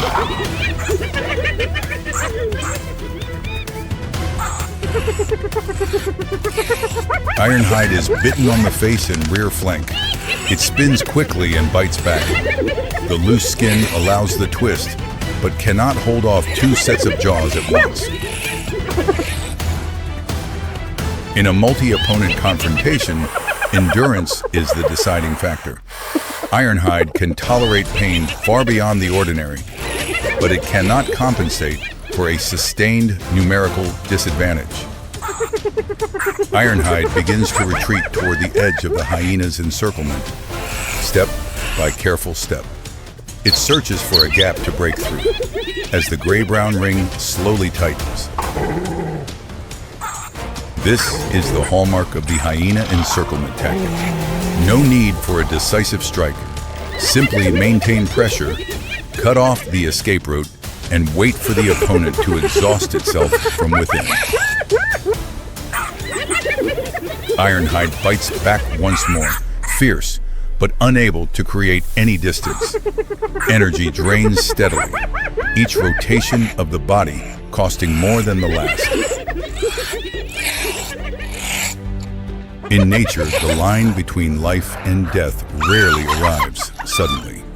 Sometimes it comes slowly, through each shortened breath of a creature still in the fight. Ironhide still stands, still turning to face the nearest attacker. Its deepest instinct will not allow it to fall while it can still fight. The hyena clan coordinates a final assault. Force converges from three directions at once. And this time, the honey badger no longer has the speed to break free. Ironhide goes down. The hyena clan gathers around the one who dared invade their territory. The grassland returns to silence after everything has been decided. In field observations, honey badgers attacking hyena dens is not uncommon. The outcome typically depends on how many clan members are present at the time. Outside the burrow, the hyena cubs lie still.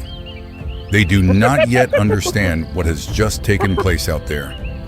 They only know that their mother's familiar presence is still close beside them. Adult male honey badgers have an average lifespan of 7 to 10 years in the wild. In that time, they may face lions, leopards, and venomous snakes, and most of the time, they survive. Today is simply an exception. But the fall of one individual does not mean the fall of a species. Elsewhere, on the grassland, another honey badger is still digging into a beehive, hunting, and continuing the cycle of survival. On this grassland, there is no permanent victory. Each day is only a series of survival choices, where every species, from hyena to honey badger, plays its role in an ecosystem far greater than any single individual. Dawn over Africa, first light touches the river surface. Thin mist rises from the still water, covering the sandy bank like an ethereal veil. Along the riverbank, footprints in wet sand tell last night's story. Some came to drink and left. Some species disappeared, never to return. In the distance, a baboon troop approaches the riverbank, then stops on high ground, observing the water below, displaying vigilance mechanisms selected through evolutionary process. This river is both life source and boundary between life and death. For small creatures like the baboon troop, each approach is a survival decision.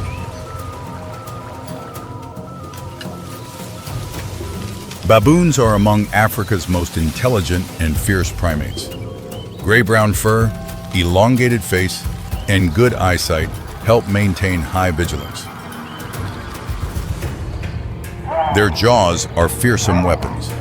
Canines can reach 8 centimeters long, bite force from 500 to 700 pounds per square inch, enough to tear enemy flesh in an instant. They live in troops from several dozen to over 100 individuals, with clear hierarchical social structure helping maintain order and reduce conflict within the group. Baboons are omnivores, consuming from plants to small animals. Flexible diet helps them adapt effectively to harsh conditions of prolonged dry season. Their notable feature is a sophisticated warning system. Different sounds correspond to each threat, from birds of prey above to predators in bushes.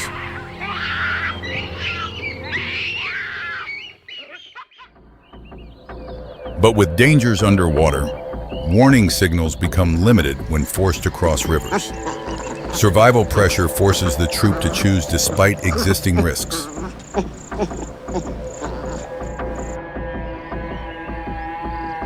The troop leader advances, observing the river surface.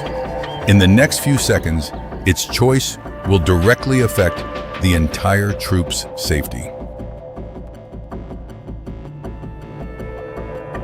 Behind, the entire troop waits silently in tension.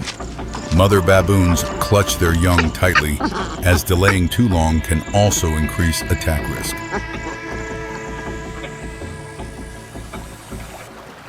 The water surface is still, flat, and suspiciously calm. In African river ecosystems, silence often conceals lurking potential dangers. A dark shadow over 4 meters long lies motionless beneath murky water. Only eyes and nose protrude, camouflaged effectively like drifting rotten logs.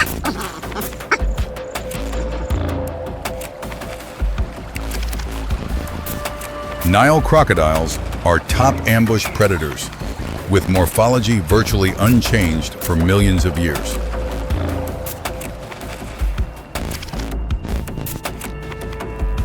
Their pupils are extremely sensitive to movement. Third eyelid supports underwater observation, helping detect prey precisely within hunting range. Nile crocodile bite force exceeds 3,000 pounds per square inch, enough to crush prey bones. Once jaws have closed, almost no force can make them open. As ambush predators, they can lie motionless for extended periods to conserve energy and only attack when opportunity reaches optimal level. The tactic is very simple but extremely effective. Wait for prey to approach, attack in less than 1 second, and drag underwater to drown. Baboons are well aware of danger, while crocodiles are ready to ambush. The encounter between vigilance and silent strength begins right at this river bend. Finally, the troop leader decides to descend into water, each step cautious. The entire troop immediately follows, maintaining tight formation in this life or death choice. Adult males go first, water rising to their bellies. Behind, females hold young tightly, maintaining high vigilance against sudden attack risk. When the troop reaches midstream, water level rises to adult chests. Young cling tightly to mothers to avoid being swept away. Tension reaches peak. Suddenly, the water surface behind erupts. A crocodile charges with terrifying speed. The baboon troop panics, signals warnings. Formation immediately shatters. Individuals in front rush quickly toward opposite bank, while the rear group turns back. Dispersal breaks troop cohesion, making hunting risk increase. In nature, living in groups helps distribute risk. When separated, solitary individuals quickly become the clearest targets in dangerous environments. The crocodile locks target, not chasing the troop, but focusing on separated individual. This is common hunting tactic, prioritizing weak or slow-moving ones. Crocodile jaws close just centimeters from the baboon. Water splashes high. This individual escapes narrowly, rushing ashore at maximum speed thanks to survival reflexes. On both banks, baboons stand panting. The troop is divided by the deadly water. The first river crossing ends with luck, but not everyone made it to the other side.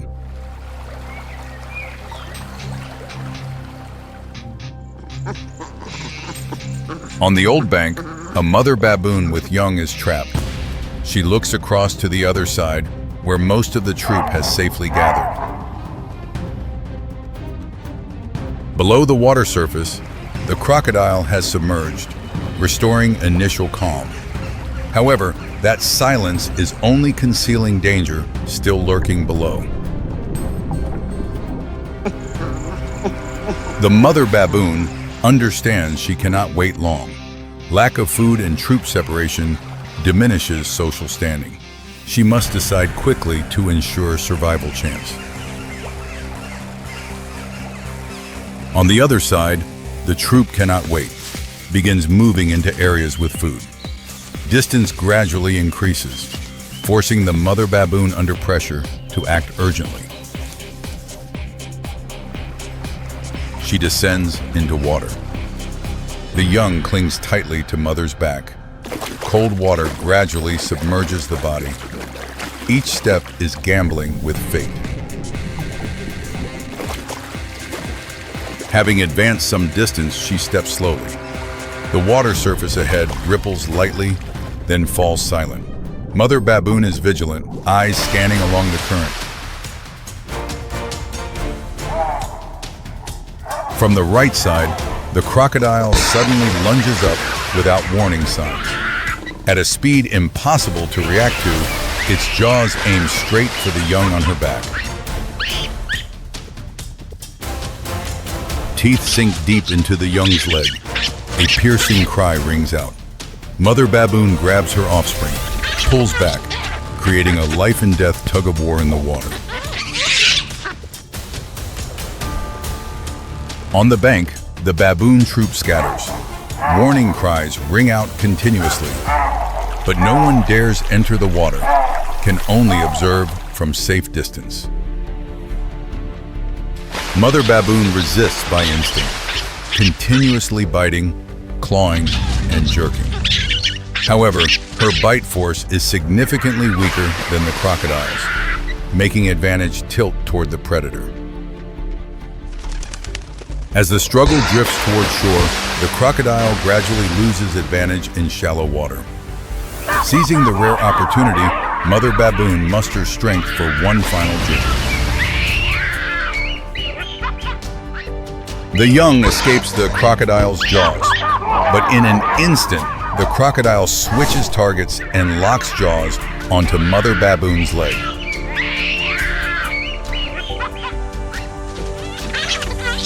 The young runs ashore, trembling with leg wound. Another baboon pulls it into the troop's center. It survives, but the price paid doesn't belong to it.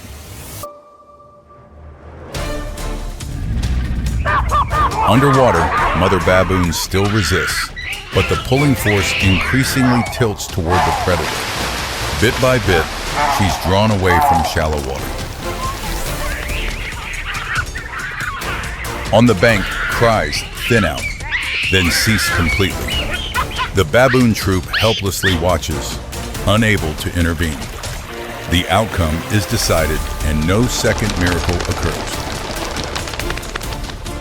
On the water surface, the last ripples vanish. The water continues flowing, mani and dishumam flowing, reflecting natural law that won't stop operating for losses.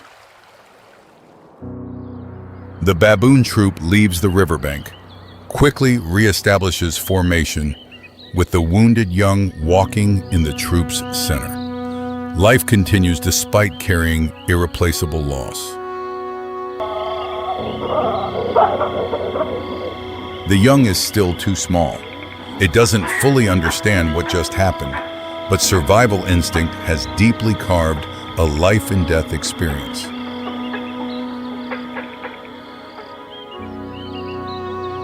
In nature, victory sometimes is simply being alive. No heroes or villains, only existence continuing in life cycle. Below the river, the crocodile returns to familiar ambush position.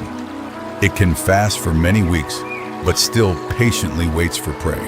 Persistence is its key survival weapon.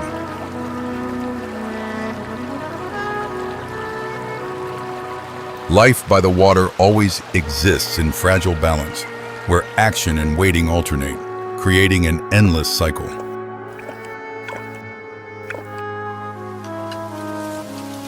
In the distance, the baboon troop has found an area with food and gradually restores daily behaviors. But the formation is now missing one member.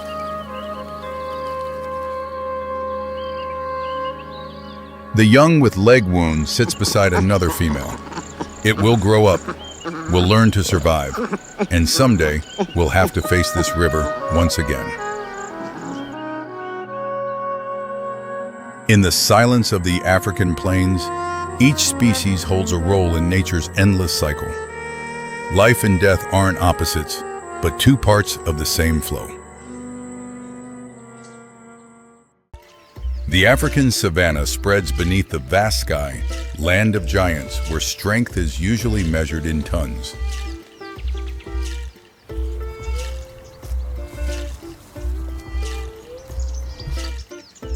But strength in nature isn't only measured by size. There's another law, more subtle. It's the ratio between strength and body weight.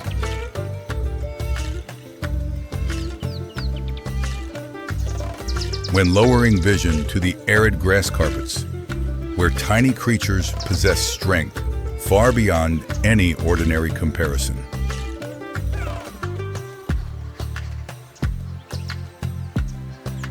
This is the story about strength in nature. Not about the largest, but about creatures that found ways to maximize every gram of their body. On a fresh buffalo dung pile, a small creature is working. Dung beetle, Scarabaeus sacer, only 3 centimeters long and weighing 2 grams. The dung beetle is doing something seemingly impossible. They're shaping and rolling a dung ball weighing 200 grams, 100 times their body weight.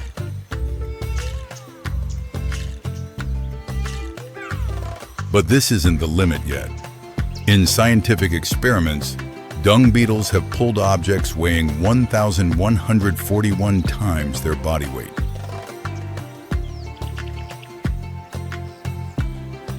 To visualize, this equals a person weighing 70 kilograms lifting 80 tons, nearly equal to a modern tank. The secret lies in body structure.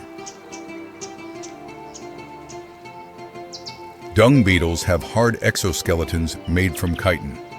Muscles inside attach directly to the shell, creating an extremely efficient lever system. Not far away, a long line moves on the ground.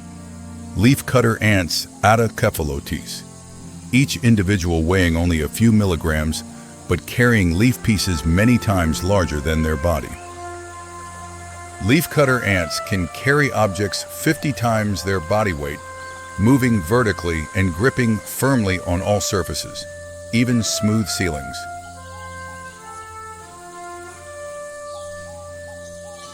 The ant's secret lies in special neck muscles. This muscle occupies nearly half the body mass and can withstand tremendous pressure without injury. The reason small creatures are disproportionately strong is due to physical laws. When size decreases, surface area decreases slower than volume and mass. This helps small muscles have a large contact area ratio relative to the mass-needing movement, creating advantages no giant creature can achieve. But when we talk about absolute strength, the rules change completely. Near the riverbank, a giant creature steps out from acacia bushes.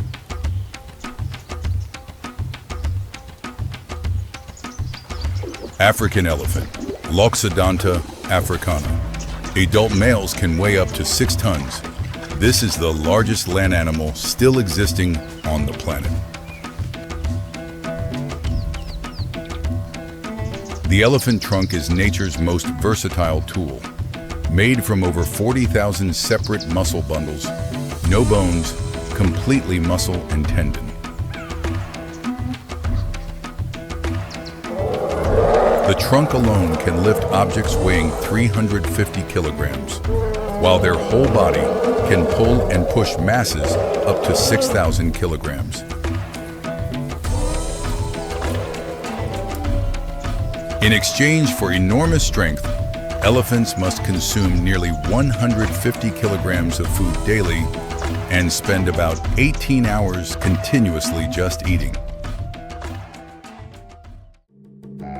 Not far away, white rhinoceros Ceratotherium simum appears.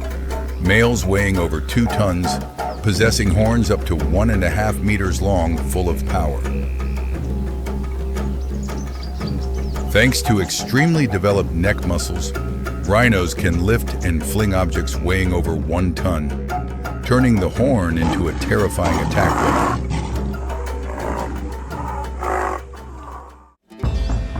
But there's one species whose strength isn't measured by lifting ability. It's measured by pressure. In murky river water, a pair of eyes looks up. Nile crocodile, Crocodilus niloticus, up to 6 meters long, has existed through 200 million years of evolution, nearly unchanged, proof of perfect design. Their weapon is the jaw. Nile crocodile bite force reaches 5,000 psi, world's strongest, far exceeding human bite force.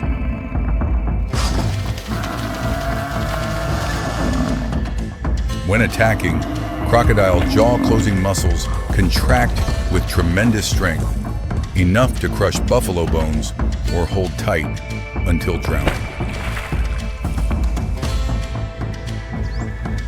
Ironically, crocodile jaw-opening muscles are very weak, to the extent an adult human can hold their mouth shut with bare hands.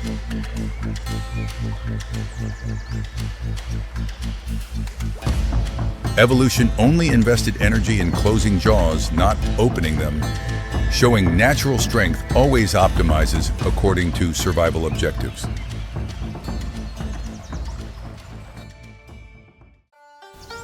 Every strength has its own price. Elephants need to eat large quantities. Crocodiles lie motionless, conserving energy. Tiny dung beetles get crushed. Each species found its own position in the ecosystem, from dung beetles recycling waste, ants building complex nests, to elephants opening paths, crocodiles controlling fish populations. In 2026, these species face harsh challenges from climate change, habitat loss, and illegal hunting.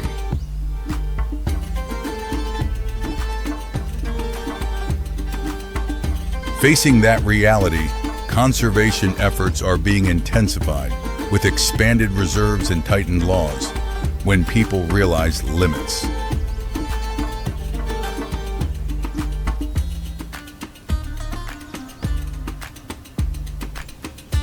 Strength doesn't lie in conquering nature, but in understanding and respect when each species, large or small, all have irreplaceable roles.